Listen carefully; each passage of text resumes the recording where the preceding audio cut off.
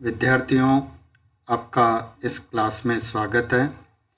हमारा हल संधि प्रकरण हम पढ़ रहे थे और हल संधि प्रकरण में हम झयोः अन्यत्रस्याम् इस सूत्र का अध्ययन कर रहे थे और इस सूत्र में हमने ये सिद्धि भी बनाई थी वाक् प्लस हरि की। तो वाक् प्लस हरि में ये झय है और झय से परे हकार को विकल्प से पूर्व सवर्ण आदेश होता है। ये हमने इसमें पढ़ा था। तो क को पहले तो झलाम जशो अंते इस सूत्र से ककार को गकार हुआ तो वाग प्लस हरि बना। फिर ऐसी स्थिति में ह को विकल्प से पूर्व सवर्ण होगा तो पूर्व सवर्ण नाद घोष महाप्राण के आधार पर ह के स्थान पर घ होगा तो वाग घरी मिला देंगे तो वाघरी बन जाएगा एक रूप। ये ध नहीं है, ये घ है। और दूसरा जो रूप बनेगा वो होगा जहाँ ये आदेश नहीं होगा वहाँ एज इट इज रह जाएगा वाघहरी, तो वाघहरी रूप रह जाएगा। अब हम अगला सूत्र पढ़ने जा रहे हैं। देखिए सश्चोटी क्या कह रहा है ये, पदान्तात झय परस्य सस्य छो वा स्यात् अटि तत्शिव इत्यत्र दस्य सुचत्वेन जकारे कृते खरी चेति जकारस्य चकार तत्शिवः तच्छिवः। देखिए अट परे होने पर, अट परे होने पर शकार के स्थान पर छकार आदेश होता है। अब इसमें 3 अगर हमारे प्रश्नों के उत्तर आपको पता है तो यह सूत्र बहुत सरल हो जाता है। क्या परे होने पर, उसका जवाब है अट परे होने पर। किसके स्थान पर, शकार के स्थान पर। क्या आदेश होता है, छकार आदेश होता है।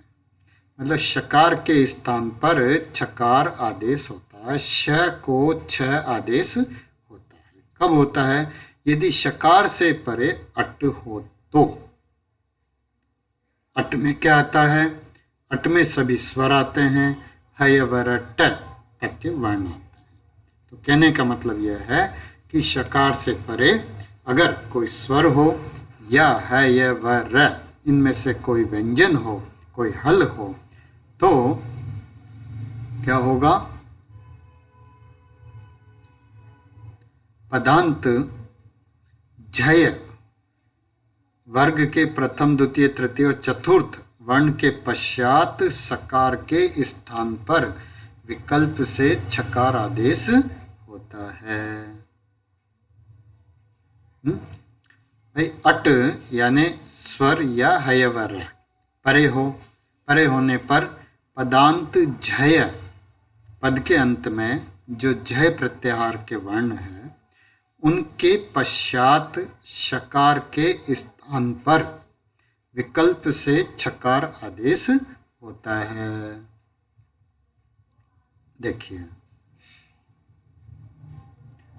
इसको और अच्छे से हम इस प्रकार देख सकते हैं कि शकार के स्थान पर छकार होता है।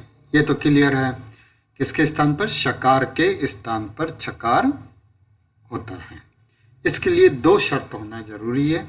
एक, शकार के बाद कोई स्वर या हयवरट अट प्रत्याहार का कोई वर्ण होना चाहिए और उस शकार के पहले पद के अंत में आने वाले किसी वर्ग का प्रथम द्वितीय तृतीय या चतुर्थ वर्ण होना चाहिए। श से पहले, श से पहले जो है किसी भी वर्ग का पहला दूसरा तीसरा चौथा वर्ण होना चाहिए। उदाहरण देखिए, तच्छिव है, तद प्लस शिव है। यहाँ पहले तो हमने जो पूर्व सूत्र पढ़े हैं उसका प्रयोग होगा, स्तु शिचुना शिचु हूँ। सूत्र से दकार के स्थान पर जकार हो जाता है तो तज प्लस शिव स्थिति बनी। खरीच सूत्र से जकार के स्थान पर चकार हो गया तो तच प्लस शिव रूप बना। अब उसके बाद जो षष्ठ्योअटी सूत्र है, इस सूत्र से ये सूत्र लागू होता है। कैसे लागू होता है? देखिए, श से पहले च है, जो कि च वर्ग का प्रथम वर्ण है, झ में आता है, और श है, फिर श के बाद ई है, शी का जो श है वो पहले आएगा प्लस ई होगा, तो अट में आता है ई।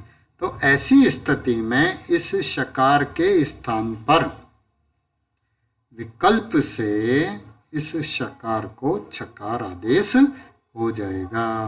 तो रूप बन जाएगा त, च, छ, ई और वह, तच्छिवः। और जहाँ ये कार्य नहीं होगा वहाँ यही रूप रह जाएगा। तो तच और शिव है, रूप सिद्ध होता है। तो ये चीज समझ में आई होगी। अब आगे जो है वार्तिक आता, छत्वम अम इति वाच्यम तच्छलोकेन। अम परे होने पर पदांत जय से परे शकार के स्थान पर विकल्प से छकार होता है। अम परे होने पर पदांत झय से परे शकार के स्थान पर विकल्प से छकार होता है। देखिए, अम प्रत्याहार में सभी स्वर होते हैं, हय व र ल य ङ म ण न म, यहाँ तक के वर्ण आते हैं।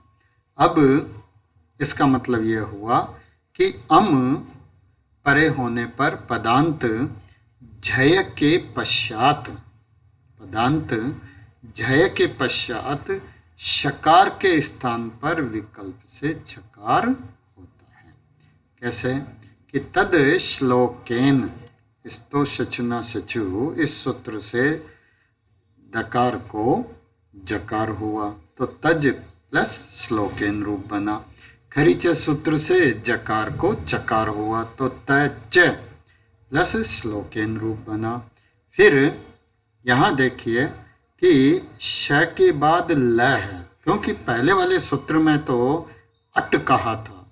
इस वार्तिक से में यह कहा है कि अगर अम परे हो तो अम में ल भी आता है, ल, तो ल परे होने की स्थिति में भी इस शकार को छकार होगा।